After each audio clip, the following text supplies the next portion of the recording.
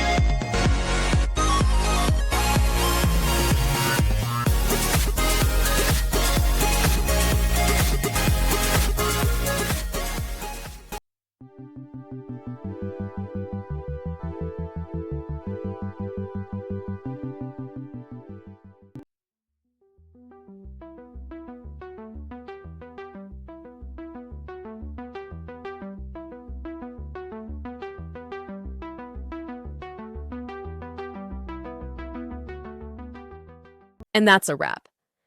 I hope you found the answer you were looking for. If you did, take a second to hit that subscribe button. It really helps out. And let me know in the comments which solution worked best for you. See you next time in the debug zone.